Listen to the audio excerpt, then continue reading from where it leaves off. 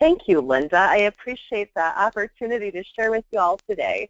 The book that serves as the basis for this webinar is Reclaimed, Faith in an Emerging Generation, which you know is available now in print and in ebook versions from judsonpress.org. You can see the link there.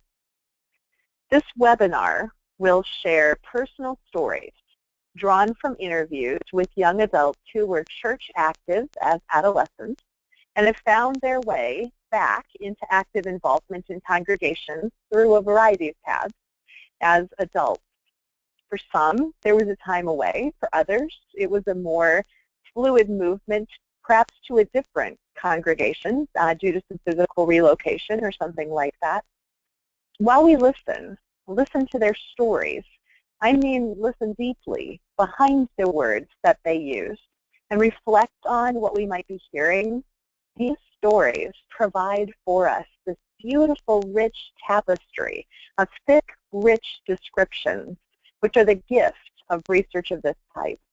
Those descriptions are analyzed, and they point to some key steps that congregations can take toward greater faithfulness as we seek to welcome and partner with young adults in our congregations. Now, before we get started, let's take a quick poll. I wonder how many participants are part of congregations with one or more missing generations. While you're responding to that, I can tell you that nearly every leader of a mainline Protestant congregation in the U.S., lay or clergy, can resonate with this issue. All right. And I wonder also how many have watched faithful adolescents as they disappear from the church, move into young adulthood, and seem to move away from the church. There you go. Statistics confirm that millennials and a significant number of other generations are missing from our churches. We who care about the church fear what missing generations may signal, and we often find ourselves wanting to do something, but not knowing quite what to do. Reclaimed offers a vision for reclaiming those missing generations and the promise that they offer. Now, this research would simply have been a nifty academic exercise if it weren't for the fact that I am personally invested in it. You can see me there playing spoons with some of my youth who are now grown up. I care deeply about the youth and young adults who've been part of youth groups and congregations I've pastored. I care deeply about this issue of missing generations and congregations because I love these youth and so many others like them. I was driven to do this research out of a sense that an injustice was taking place, that I could somehow do something about.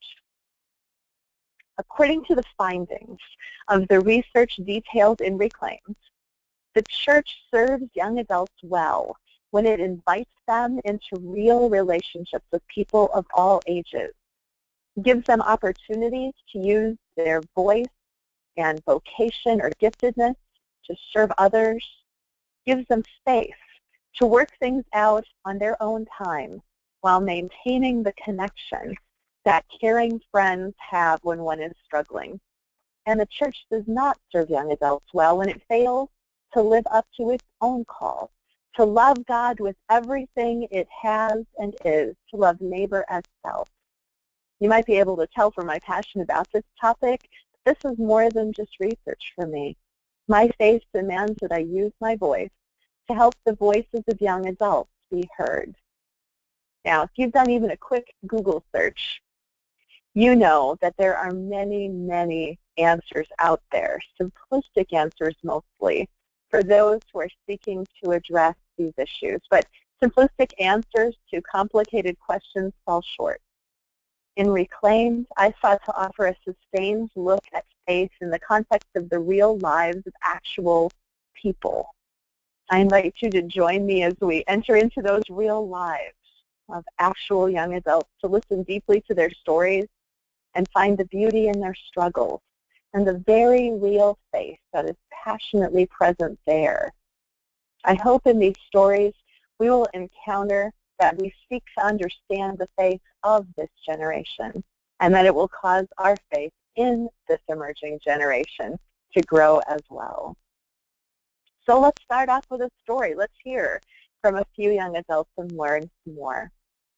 The first story I want to share with you is from a young woman named Sierra. Obviously, I've changed the names of these young adults so that we can protect their identities. But this teenager, Sierra, found that singing was the most fun she ever had. Every time she sang on Youth Sunday, the congregation celebrated her gifts and praised her beautiful voice and poised delivery. She had the opportunity to take voice lessons and found herself wanting to sing something a little more challenging. Even her voice teacher assured her that she should have no problem singing the repertoire with the adult sanctuary choir. So Sierra approached the choir director one Sunday and asked about singing with the adults, enthusiastically sharing her voice teacher's endorsement. She felt like a door was slammed in her face when the choir director emphatically declared that no children were permitted in the adult choir, period. She needed to wait her turn. Here's another story, this time from Bethany. Bethany was stunned.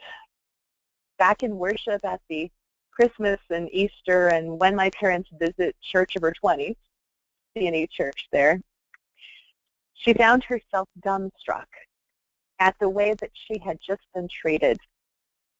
She'd been engaged in worship on this Sunday when she attended, this time on her own, sensing that she just needed some peace and that church had at least been good for that for her. The pastor, a 40-something woman, invited the congregation to join her in reading the scripture text for the day, which was projected on the screen. Bethany found the scripture intriguing and wanted to read it again for herself, so she called it up on her phone to have another look. She found a woman in front of her, turned around, and chastised her loudly enough for everyone around her to hear. "That's just disrespectful," the woman, whom she didn't know, admonished, assuming that Bethany was just messing around on her phone instead of paying attention. This next slide says, does this resonate with you? Young adults like Sierra and Bethany are in our communities, if not in our congregation, or they might long for the kind of relationship with a community of faith that we can provide for them, being their journeying partners through life's ups and downs. When we talk about making space for them, and this is an important thing to take note of, when we talk about making space for young adults, we're speaking or behaving as if the church wasn't also theirs, like it belonged somehow to us, those who'd been around longer.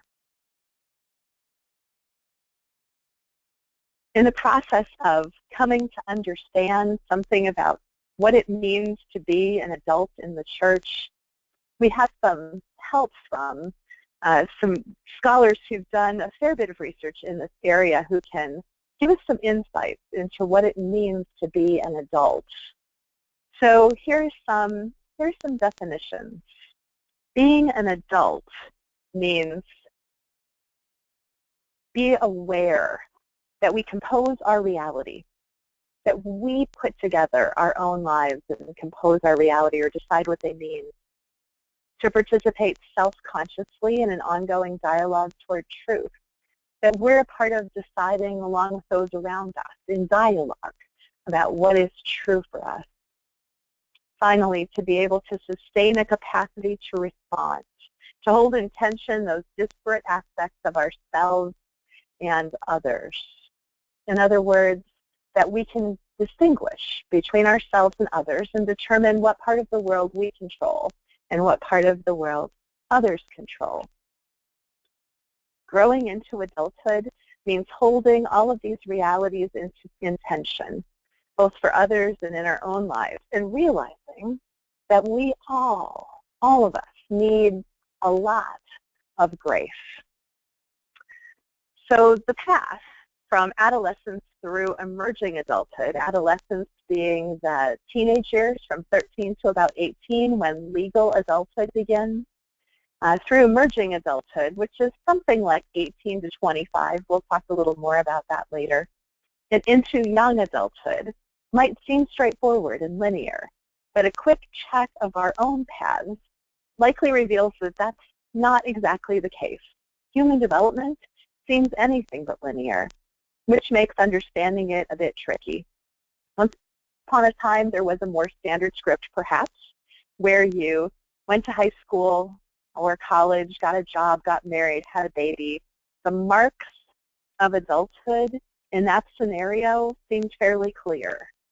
But today, the script is a little different. And if that's the script that you grew up with, where you knew you were an adult because you graduated, got a job, got married, and had children, then this path to adulthood today might seem a little confusing.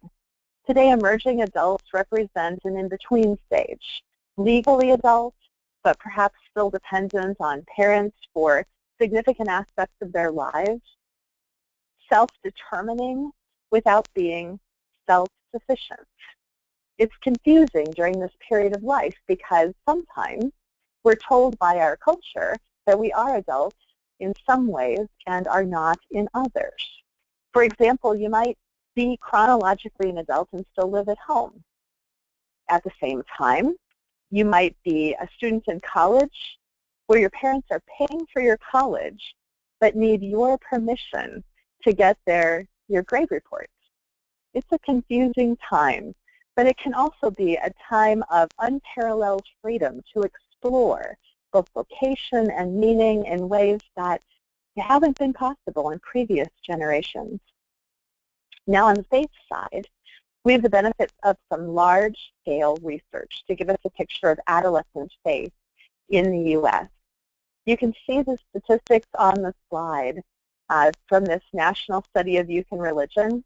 What we learned from this is that more than half of mainline Protestant teens attend church more than half the time, based on survey responses that were gathered in this major national study. And they say that these youth identify that they would attend even more often if it was entirely up to them. Well, that's the good news.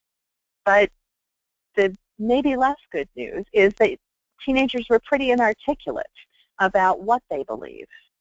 And they described God as something of a cosmic vending machine who really cares a lot about how they feel. The terms the study used were moralistic therapeutic deism. At some point in adolescence or early adulthood, people face challenges. Scholar Sharon Parks calls those shipwrecks. And in the face of those shipwrecks, young adults are sometimes told to just believe, when in fact what they need to do is have space for big enough questions that will allow them to explore how their faith applies to these very real, challenging life circumstances. Exploring questions of faith may not have been something that prior generations experienced. The very act of questioning may be seen as threatening to them. But in the worst case, grown-ups who have loved and supported these young adults may distance themselves from the young adults who most need their friendships. Our churches, it seems, have done a less than consistent job of helping young people to know and experience the God they claim to believe in. This comes partly as a result of a broken understanding of youth ministry that sequesters and warehouses young people in programs that play games, plan trips to amusement parks. Certainly, a shift in that understanding has been underway for some time in most congregations' youth ministries. There's some helpful research in a book by Dory Baker called Greenhouses of Hope, where she expands the perspective of the role of a congregation, envisioning it as a hotbed of growth and nourishment that's alive with possibilities. One congregation in its research began identifying God moments together. Times when you can't say exactly what happened, but something happened, something godly, something spiritual just took place. In that congregation, the youth were engaged in church-sponsored mission trips to Appalachia, and their lives were so changed by those experiences that eventually the adults got a little jealous and wanted to get involved as well. In this congregation, the youth led the adults in reflecting on issues of justice and privilege as they prepared those adults for mission trips to Appalachia like the ones they had taken. Congregations can indeed be powerful spaces for youth and young adults to grow into an understanding of where their passions and their gifts can intersect in a faithful response to the needs of our world. Now, as I analyzed interviews for the commonalities among participant responses to faith-fostering experiences in adolescence and young adulthood in their congregations, 4 themes began to emerge. Identity entanglements, still small, grown-up voices and vocations, the tangible grace of real relationships, and faithful fallowness. Each of these themes seemed to be a milestone or a marker along a journey I found myself calling a way back home into active engagement in congregations for these young people. So let's take a few minutes and explore these themes in a little greater depth through the stories told by these young adults themselves. In my conversations with interviewees, Lisa and Kathy, I learned more about the role of faith and church involvement as an integral part of identity formation in their lives. I came to call these identity entanglements. For Lisa, identity directly connected to the church and youth group of which she was a part. It was her highest priority, she says, and she even set her work schedule around the church activities as a teen. Kathy described the church as central to her adolescent life, and it was a place for her where she formed her closest friendships, her boyfriends, positive and important adult relationships. Kathy says, there was no possible way I could have been more involved or invested. At the extent of her personal and emotional and spiritual commitment could not have been greater. Lisa and Kathy both spoke of something that went way beyond just attending, as they formed their identities around this key aspect of their lives. Church and their faith were intrinsic to how they understood themselves. Let me tell you a story from Lisa's experience. Christian camp had become a powerful part of her identity as an adolescent, so much so that she discerned the vocational call to camping ministry. Becoming a part of that camping ministry became an important next step in her life, a next most faithful step. She went on to a Christian college where she was preparing for a ministry in this area. While she was there, about that same time, she became more fully aware of her own identity as a lesbian. In the process, she came to understand that these two were just a part of who she was. She was a person who understood herself as called to ministry. It also just so happened that she found herself as a person who was called into relationships with people of the same gender. It's just who I was, she said. It's kind of like a life-giving interconnectedness that I mean when I talk about identity entanglement. Lisa's self-understanding was and is in the context of the congregation. Now, the idea of identity entanglements has implications for how congregations relate to young adults. Paying attention by learning who young adults are becoming is a critical part of our understanding how we can help them take next steps, recognizing that their identities and their commitments are still in formation. If you wonder why sometimes they don't follow through, it's because they're still figuring out who they are. They're still in formation. Let me give you some examples of the ways that we can pay attention to the development of young adults in our congregations. Calling someone we knew as a child, we knew them as Becky, without paying attention to their preference now as a young adult to be referred to as Rebecca. It reflects an unwillingness to recognize their evolving identity. Treating emerging adults as peers, the peers they are becoming for us as grown-ups, may mean that we invite them to call us by our first name, when previously we were Mr. or Mrs. So-and-so to them. We can also create safe enough spaces for young adults to speak up, not as informants for their generation, but as real people with individual gifts and commitments. There's a simple way in which rite of passage, when they become 18, something as simple as just giving them their own directory entry, helps us to open doors for them to grow into their identity as the adults they're becoming in our midst. Remember earlier we said churches can be greenhouses of hope and can provide a way back home through faith-fostering experiences. In exploring how congregations do this, I heard from study participants about ways in which churches nurtured their still small voices and vocations. Again, let's hear from some young adults' own stories. Finding voice and vocation, sometimes a critical part of early adulthood. The church, in some cases, but not all, can play a role, provide a context for the shaping of a vocation. We've all understood that there's some ways in which our society shapes what a life well lived looks like. Let me offer you an example from the research of Brian Mahan in a book he wrote called Forgetting Ourselves on Purpose. He writes how troubling it was for a young woman who planned to go into the Peace Corps to find that at the same time she also got into Yale Law School.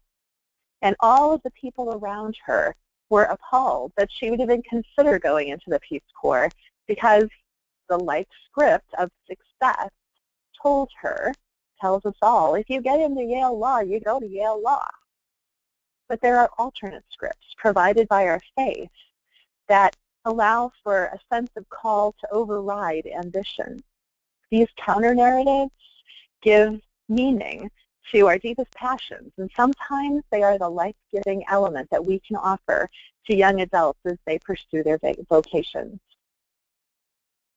Let me tell you a story about Bill from my research. As a child, Bill was shaped by the conversations in his family about injustice and inconsistency in the world, conversations that explored various responses to these situations that were prompted by our faith. As he grew into adolescence, Bill found himself embroiled in a constant battle with the unfairness he found in the prevailing culture, even getting a little lost in his anger sometimes when he felt disempowered by, I would call them broken adults in his school or community. This thread of taking action on justice issues that had been so important in his early identity was something that helped him to come back to himself as he vacillated in late teens and early 20s. It was a thread that helped him to find himself back into active participation in the community of faith. Eventually, led into seminary for a couple of years and then on to law school. Last year, he took down a corrupt and abusive juvenile justice organization in his state, driven by his faith and his passion for giving voice to those who are marginalized by society. Another young adult who testified to the ways in which she found her still forming and increasingly mature voice and vocation is Dana. She grew up in a small membership congregation in a little town in the western Midwest. She's active in her congregation, involved in camp in the region. She describes herself as more than just a youth. That's how she understood herself in the context of her congregation. By that she meant she took her membership in the congregation seriously. She showed up at business meetings and expected to contribute. She served on non-youth committees. She invested herself as a as what she called a real member of the church. Well, she went away to college, and one weekend when she was home from college visiting her family, she learned that the congregation had called a meeting while the pastor was away on vacation. Essentially, she says, it was a meeting where dissatisfied members would be able to get an audience to trash the pastor's work and character, fomenting an ouster of this pastor with whom they disagreed. Of course, she attended the meeting. Dana recalls being appalled at how badly these grown-ups were behaving, not at all like the Christian elders she believed they were growing up. Dana finally understood that being chronologically adult didn't necessarily mean maturity in faith. She mustered the courage to call out those grown-ups for their behavior and for their unfaithful tactics. Dana identifies this incident as pivotal in claiming her voice, and it accelerated her vocational quest. James Fowler, renowned for his work in describing stages of faith, puts right the mistaken conflation of vocation and work. Fowler says that vocation, which is seen as partnership with God on behalf of the neighbor, constitutes a far more fruitful way to look at the question of our specialness, our giftedness, and our possibilities for excellence. Vocation is a critical way that people's faith make meaning of their lives. Even less than ideal congregations can create space for youth and young adults to discern vocation and find their still small, grown-up voices.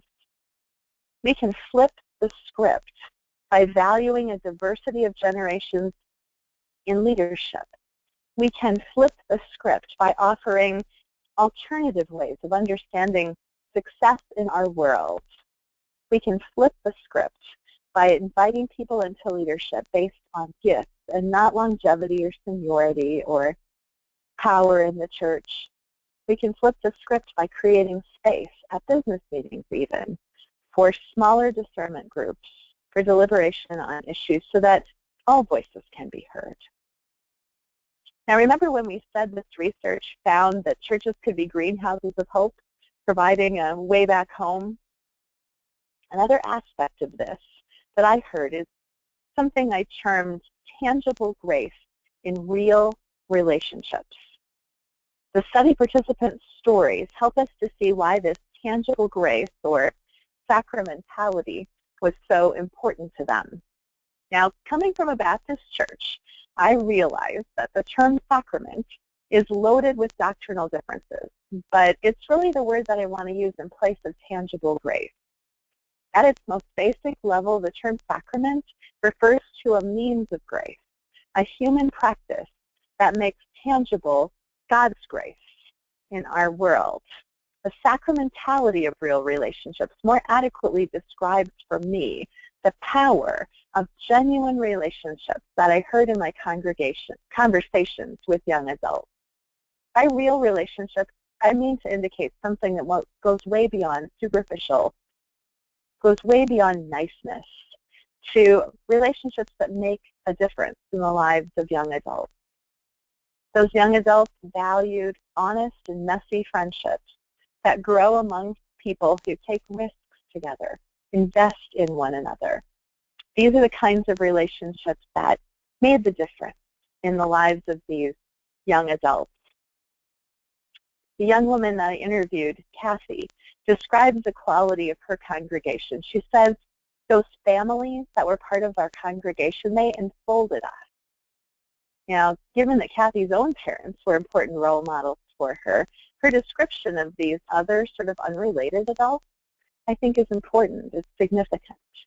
Looking back on that time in her life, she says she always felt loved, as if the community understood itself as having a purpose in the lives of other young members.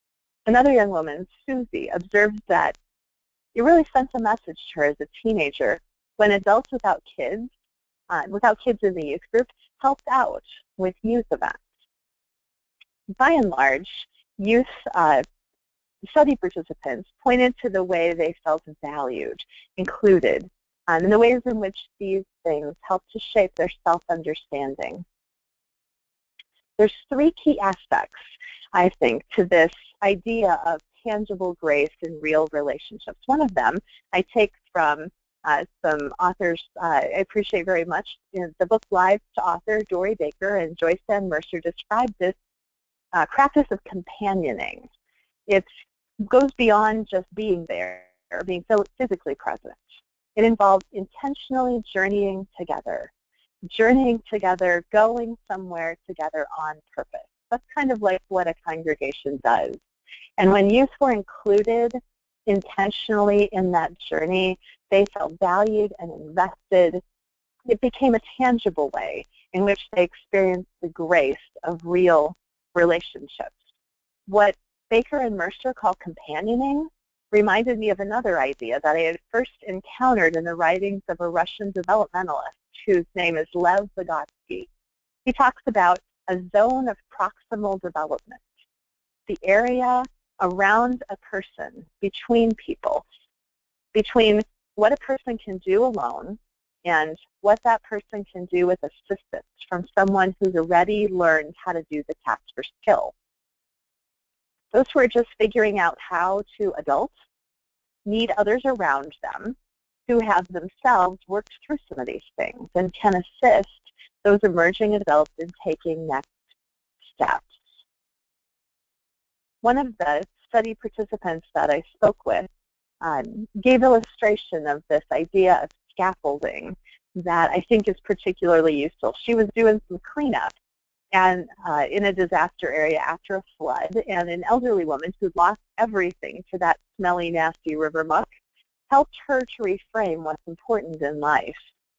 When asked what this woman would like those volunteers to try and retrieve, Andy imagined that she'd ask for them to find some valuables, maybe important papers, family photos. Instead, all this woman wanted was a plastic nativity set her husband gave her for their first Christmas together. She got it all figured out, Andy reflected. In that moment, that woman provided scaffolding for Andy to take what were crucial next steps of faith. Tangible grace through real relationships came in a variety of forms for my study participants. Maggie grew up feeling that there were few adults she could model her faith after in her home church. For her, simply living within the strict moral codes of the church led her to say, I could do grown-up better than that. But the grown-ups she met at church camp and professors at church-related colleges she attended provided those role models for her. Sharon Parks talked about the way in which these relationships can help young adults to find their way. She talks about the steps those young adults can take when they're in the presence of mentors who can help them grow in faithfulness. Maggie talked about how this time for her in her life was an experience of the regular and marked response that she felt and people around her felt to God's grace. Faith became more integrated in her life and less something that she just did every week maybe and twice on Sundays when she went to church. The church of Maggie's adolescence maybe wasn't the church that could help her take the next most faithful steps she needed to, but as she moved into young adulthood, she found another congregation where there were grown-ups who could help her ask bigger questions and take those steps. For Holly and Craig, the idea of mentoring communities resonated with them deeply when their experiences of young adulthood. As adults in their current church, both Holly and Craig separately shared how they made an immediate, albeit somewhat artificial, connection to the members there, because many of them were alums of the same college where Holly and Craig had met. That made joining the church feel like coming back home for them. So much so that they changed careers in order to stay in that same city rather than relocate and have to change churches. The church had become a vitally important part of their lives, a mentoring community in their lives. They hope that that will be the case for their children as well. Again, Scholarship points to the importance of real relationships through things like mentoring communities. My conversations with young adults indicated that it's not just being there, but the quality of being there that matters. One of my favorite thinkers, Maria Harris, proposes that everything in the course of the church's life teaches. Preaching and hospitality, all of the things that we do, whether or not we're intentionally teaching, all of it teaches something. Seen through this lens, those people on the sidelines of the congregation who may not think they're teaching anything, they're just wrong. How these non-teaching adults live their lives matters more than they could ever imagine. So paying attention to our role in extending tangible grace and fostering real relationships means these things. Let me just highlight a couple of them. Modeling mutual respect across generations. Expecting older adults to care about the church and about its thriving beyond their own lifetimes. Creating safe enough space to try to discuss difficult issues. Trusting the God of our forebears to lead us to continue identifying those who God has gifted in the next generation. In practical terms, this means things like encouraging young adults and getting to know them, not just as others in the congregation, not as children, but as friends. It means offering learning opportunities across age levels based in interest and passion, so people have an opportunity to get to know each other. It means fostering those friendships across generations. Now, our premise has been that churches could be greenhouses of hope and could provide a way back home through these faith-fostering experiences. A final and critically important aspect of what I heard from young adults was about the faithful, fallow times in their church involvement. There's more than meets the eye in the times in between young adult involvement in congregation. If we treat them like they've, quote, left the church, we're missing out on an opportunity for an important kind of ministry that we can have with them. Now, while a handful of the young adults I interviewed found their ways to churches all along the journey from adolescence into young adulthood, most of them described a period of time when they were not active in a congregation. Some chose this time away, while others became de-churched. All along the way, I heard stories of deep and genuine faith. Faith they needed some time away to explore. We might think that when folks are away from the church, that they are simply not interested. But what I found was they were searching. They were finding faith. They were asking deep questions. There was indeed faithfulness in the fallow times. One of my study participants, Kathy, describes the lovely freedom that she felt during this time in her life when she didn't attend church. She started Sunday slowly drinking coffee, reading the New York Times. It was everything she'd seen in movies and in television. These times for her became like Sabbath in her over-busy week. Still, she says she missed the poetry of the liturgy, a sense of transcendence and mystery that she'd experienced in prayer and communion, the opportunity to connect with something bigger than herself. At several points during this fallow time, Kathy found herself drawn to the local agency that provided meals for those in need, wherever she happened to be living at the time. One of the steps of living into her grown-up faith was recognizing her passion to provide food for hungry people.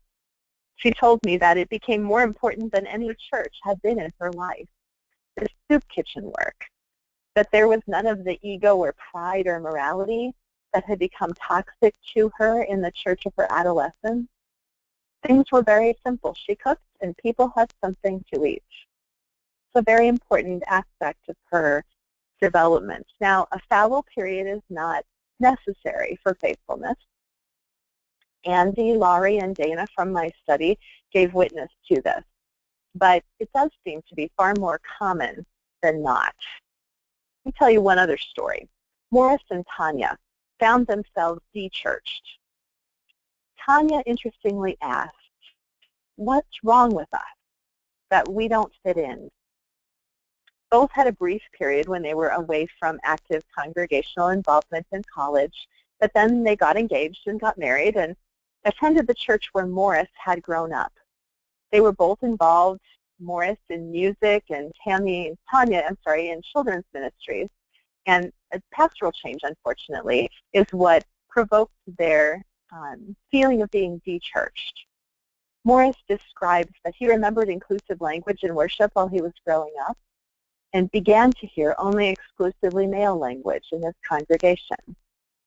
The most important expression for Tanya was the pressure she felt to teach a particular curriculum or from a particular theological perspective. Morris's parents stopped attending the church, and that they had been invested in their whole lives, and eventually Morris and Tanya did too.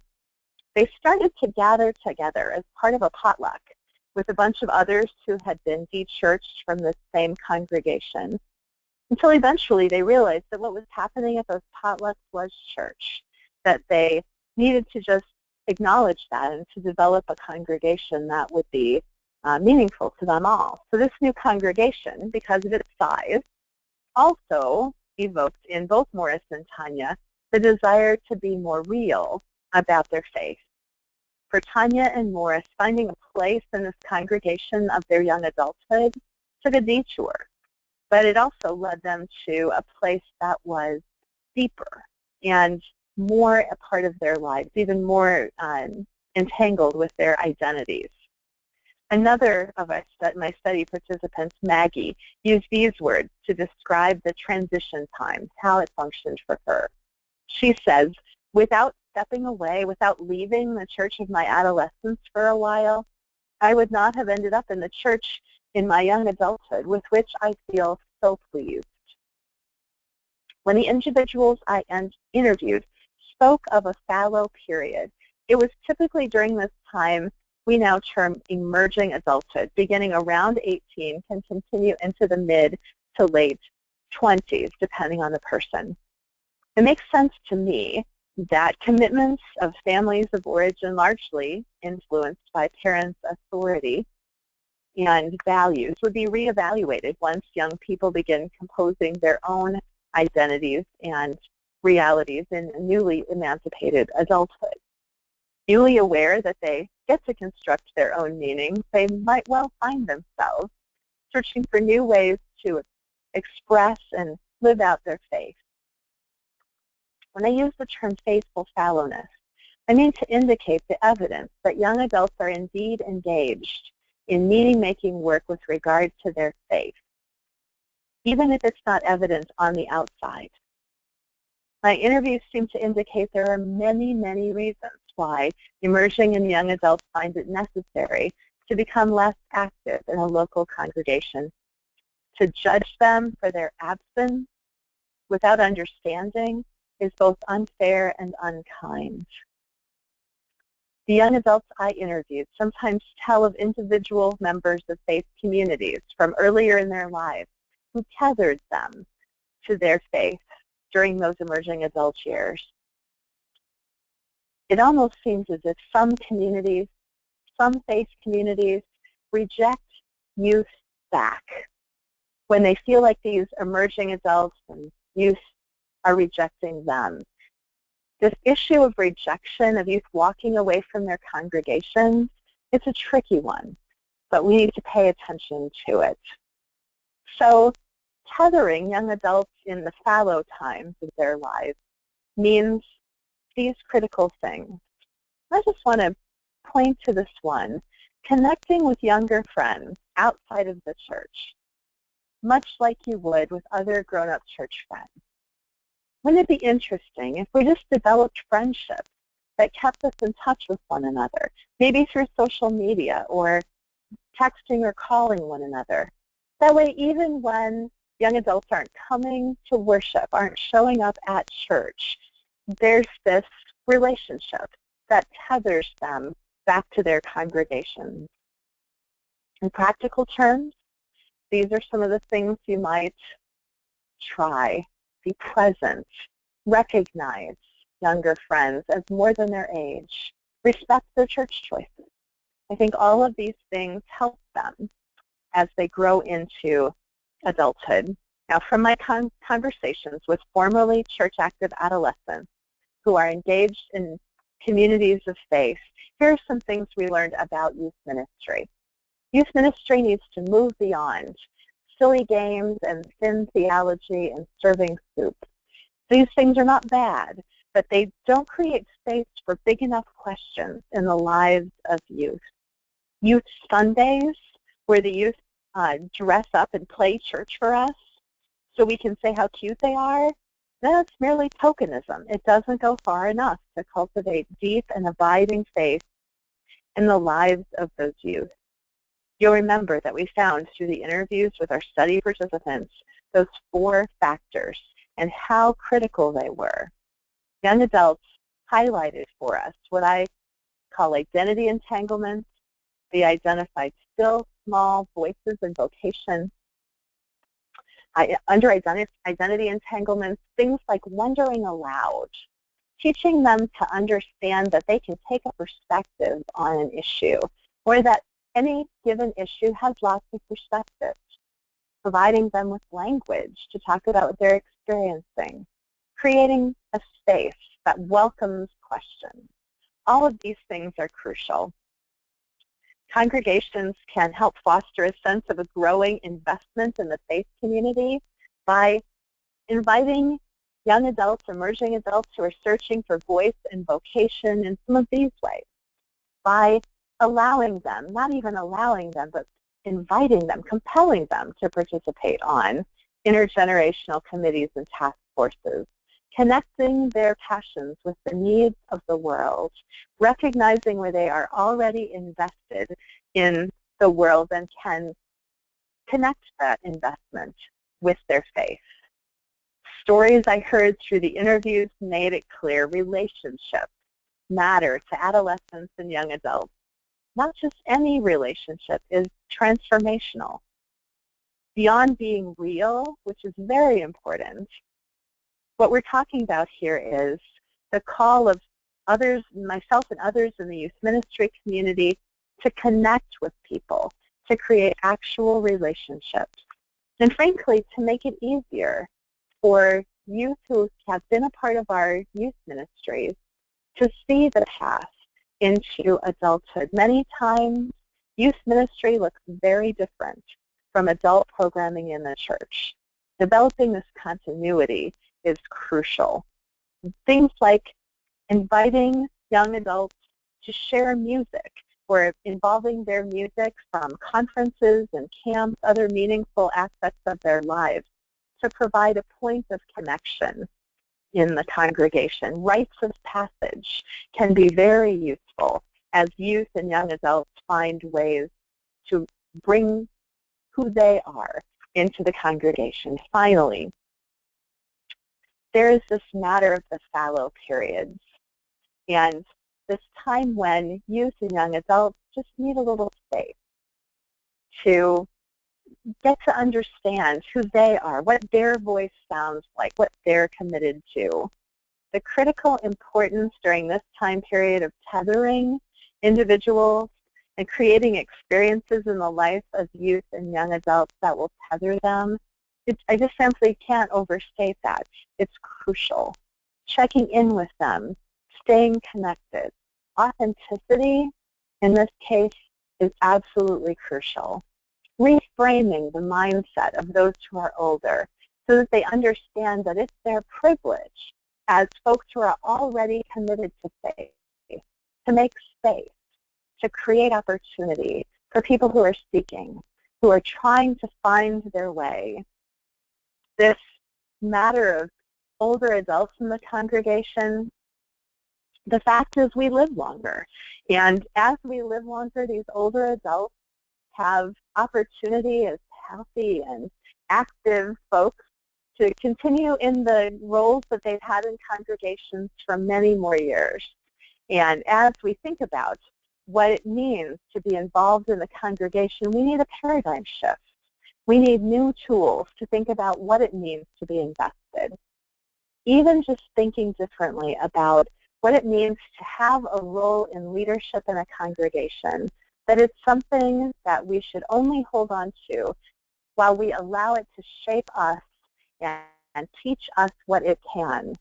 That this matter of leadership in the church is less about getting it perfect and more about learning something or growing through it. These are crucial ways in which we reframe what we do in a congregation. So in order to live into the role our congregations have as greenhouses of hope, providing a way back home through faith-fostering experiences, congregations need to pay attention to these 4 key areas that we've talked about today. Paying attention to each is crucial. I hope you found it meaningful to take a step back and see anew through the lenses of our study participant stories why these 4 areas were so important to them. And I hope that you've been able to imagine next most faithful steps that you and your congregation can take to reclaim this emerging generation. We have some time for questions today. I want to make sure that we have some space for that. Let me just remind you, Reclaimed on the left there, Reclaimed is Faith in an Emerging Generation, another volume I've authored with Judson, Fostering Faith, Teaching and Learning in the Christian Church. You can find me on Facebook, my author page, Denise Janssen, author, educator. You can find the books at judsonpress.com. Linda, do we have any questions? Thank you, Denise. So at this time, if you have a question for Denise, you can either type it into the question box or the chat box in the control panel, or you can raise your hand by clicking on the icon next to your name.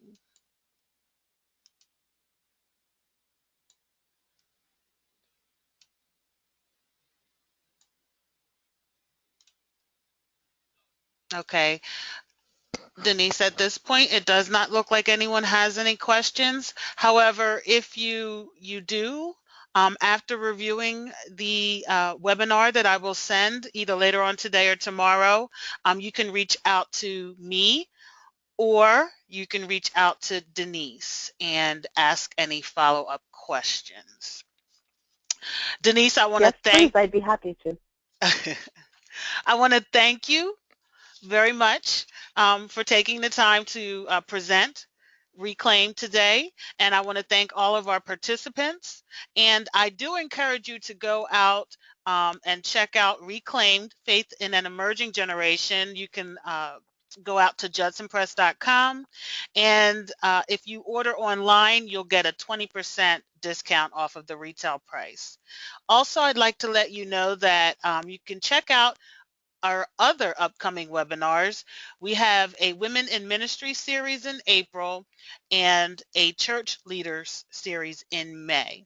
And you also can get more information about those by going to judsonpress.com and clicking on the News and Notes section on the right-hand side of the website. So again, thank you all very much for attending, and the webinar itself will be coming shortly. Have a great day, everybody.